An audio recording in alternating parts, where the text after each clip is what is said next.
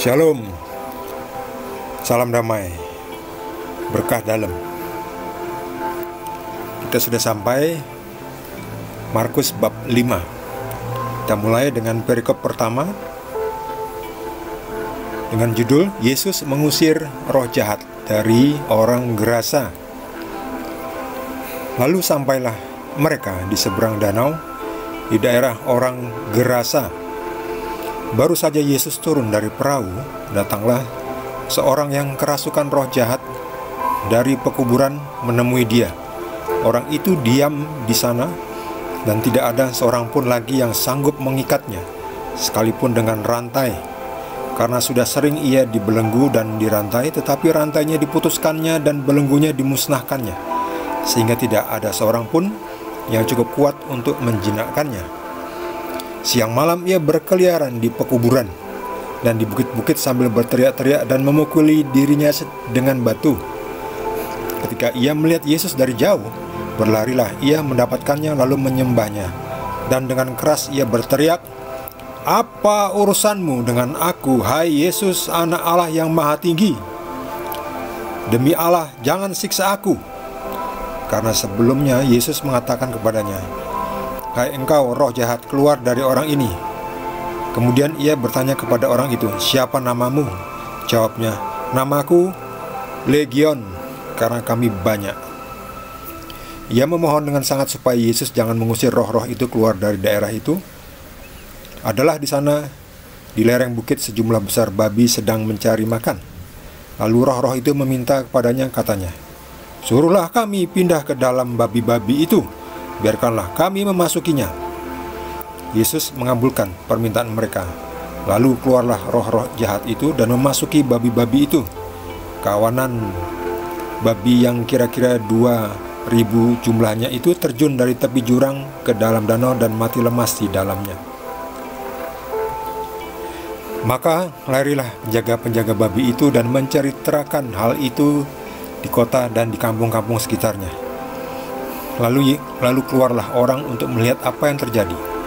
Mereka datang kepada Yesus dan melihat orang yang kerasukan itu duduk, sudah berpakaian dan sudah waras, orang yang tadinya kerasukan legion itu. Maka takutlah mereka. Orang-orang yang telah melihat sendiri hal itu menceritakan kepada mereka tentang apa yang telah terjadi atas orang yang kerasukan setan itu dan tentang babi-babi itu. Lalu mereka mendesak Yesus supaya ia meninggalkan daerah mereka. Pada waktu Yesus naik lagi ke dalam perahu, orang yang tadinya kerasukan setan itu meminta supaya ia diperkenankan menyertai dia. Yesus tidak memperkenankannya, tetapi ia berkata kepada orang itu, "Pulanglah ke rumahmu, kepada orang-orang sekampungmu, dan beritahukanlah kepada mereka segala sesuatu yang telah diperbuat oleh Tuhan atasmu, dan bagaimana ia telah mengasihani engkau." Orang itu pun pergilah dan mulai memberitakan di daerah Dekapolis segala apa yang telah diperbuat Yesus atas dirinya, dan mereka semua menjadi heran. Demikianlah sabda Tuhan. Kita mulai dengan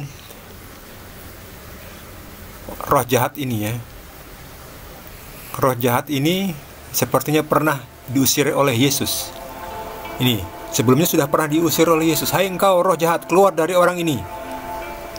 Ya, terus masuk ke orang ini yang tinggal di pekuburan. Kemudian ditanya, "Siapa namamu?" "Namaku Legion." Ternyata roh jahat itu ada nama ya. Jumlahnya banyak, makanya namanya Legion. Legion itu artinya banyak. Wah, jadi banyak sekali roh-roh jahat yang masuk ke satu orang ini. Makanya dia menjadi begitu kuat. Bahkan rantai pun dia putuskannya. Lihat lagi ini bukti lagi Yesus adalah Tuhan. Orang itu kan belum pernah ketemu Yesus, tapi kenapa dia tahu nama Yesus? Dan dia menyebutkan, "Apa urusanmu dengan aku, hai Yesus, Anak Allah yang Maha Tinggi?" Lihat, yang ngomong roh jahat sendiri nih, berarti roh jahat kenal dengan rohnya Yesus. Jadi Yesus adalah Anak Allah yang Maha Tinggi. Oke, bagi para pemirsa, pendengar yang mungkin belum percaya atau yang setengah percaya, sekarang percayalah. Banyak sekali ya, dari setiap perikop tuh saya sudah sering menekankan bukti bahwa Yesus adalah Allah, Anak Allah, Allah yang menjadi manusia, Tuhan yang menjadi manusia. Tidak perlu ragu-ragu lagi.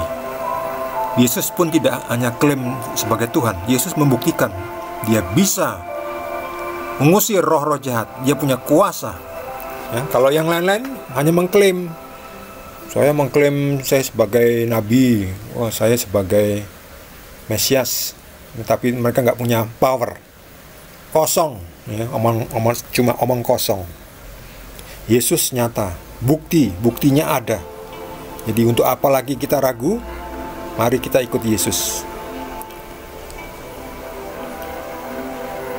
Yesus mengusir roh-roh jahat itu, ternyata ada negosiasi juga ya. Roh-roh jahat itu bisa negosiasi. Kami minta dipindahkan ke babi. Jadi roh jahat itu ternyata harus butuh hostnya atau tuan rumah ya. Dia harus meninggali sesuatu makhluk ya. Jadi mereka minta pindah ke babi. Ya, kalau kemasukan iblis itu kan orang jadi bodoh ya. Seperti juga babi ini. Ya mungkin pas itu kebetulan ada babi. Kalau waktu itu ada kambing ya, biarkanlah kami memasuki kambing-kambing itu. Jadi bukan karena babi haram, bukan. Mungkin bagi orang Yahudi ya, tapi kebetulan waktu itu adanya babi. Jadi ya dimasukkan ke babi. Kalau itu ada domba ya domba, kalau ada sapi ya sapi. Jadi roh jahat itu masuk ke babi yang kebetulan ada di sekitar situ. Jadi apapun makhluk hidup yang kemasukan iblis itu jadi bodoh, jadi tolol, jadi goblok, jadi bego, jadi blow on. Ya, buktinya apa? Buktinya babi-babi ini akhirnya meloncat ke dalam danau dan mati lemas. Jadi kalau kita pun kalau kemasukan roh-roh jahat itu, kita pun jadi bodoh. Ya, makanya kita harus selalu berdoa minta Roh Kudus menguatkan kita supaya kita cerdas. Setelah waras, orang-orang sekitar itu ternyata tidak suka ya. Tidak suka kedatangan Yesus ya, yang bisa mengusir iblis ya. Mereka malah mengusir Yesus. Mereka lebih mementingkan babi-babi, ternak-ternak. Yesus diganti dengan ternak. Waduh, sayang sekali. Sebetulnya Yesus bisa tinggal di kampung di Gerasa ini. Orang Gerasa ini kan tadi di kampung di daerah orang Gerasa. Sebetulnya Yesus bisa tinggal mungkin sehari, 2 hari, 3 hari, seminggu, mengabarkan kabar gembira, keselamatan, menyembuhkan orang-orang yang sakit lagi, dan mengusir-ngusir iblis lagi. Mereka menolak malah, sayang sekali. Atau mungkin mereka merasa tidak ada yang sakit, tidak ada lagi yang kerasukan. Mereka lebih mementingkan harta duniawi ya, ternak mereka. Mereka tidak melihat Yesus adalah sebuah mutiara, ada berlian, permata yang tak ternilai harganya, yang akan membuat mereka sejahtera, tidak hanya fisik tetapi juga rohaninya. Jiwanya mereka bisa diselamatkan. Tapi itulah adanya. Orang-orang Gerasa itu tidak mau menerima Yesus karena ternyata Yesus merugikan ya. Ternak mereka jadi mati, hilang. Ya memang kita kalau harus mau diselamatkan, kita tuh harus meninggalkan keduniawian yang tidak bisa melekat kepada harta benda duniawi. Kalau tidak, tinggal pilih salah satu. Pilih hartamu atau jiwamu, rohmu. Ketika kita mati, kita tidak membawa harta benda itu. Yang kita bawa jiwa, roh kita. Jadi pilihlah dengan bijak. Kita pilih roh kita. Untuk itu kita harus melepaskan keikatan kita kepada ternak-ternak, kepada harta benda fisik. Kita tidak boleh melekat. Tujuannya supaya kita bisa diselamatkan Yesus. Kalau kita kehilangan, bersyukurlah kita kehilangan harta benda kita. kita bisa diselamatkan jiwa kita. Tapi kalau kita masih melekat, jiwa kita akan hilang bersama dengan harta benda itu, tidak bisa diselamatkan. Mari kita jangan sampai melekat pada harta benda duniawi. Kita butuh harta tapi hanya sebagai fasilitas untuk melayani Yesus ya, bukan untuk dinikmati, disayang-sayang harta bendanya, lalu lebih menyayangi harta bendanya daripada Yesus. Orang seperti itu tidak layak bagi Yesus. Karena mengasihi Yesus yang kedua, bukan yang pertama. Padahal ada perintah, kasihilah Tuhan Allahmu dengan segenap hatimu dan dengan segenap akal budimu. Jadi nomor satu mengasihi Tuhan, jangan mengasihi harta benda kita. Tinggalkan, jangan melekat.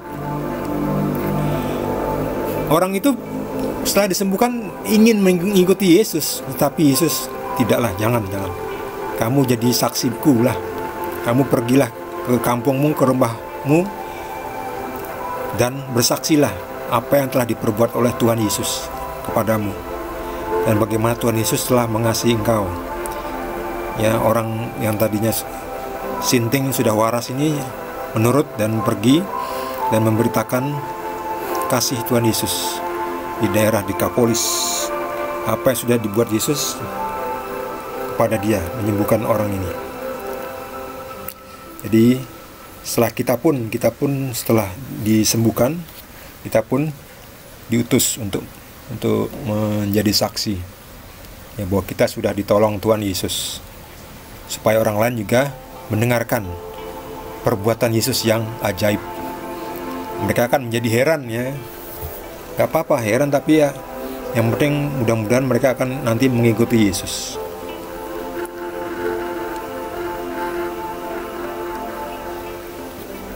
Bagi saudara yang mendapatkan pencerahan dari Roh Kudus dan ingin berbagi dengan kita semua, dapat menuliskannya di kolom komentar.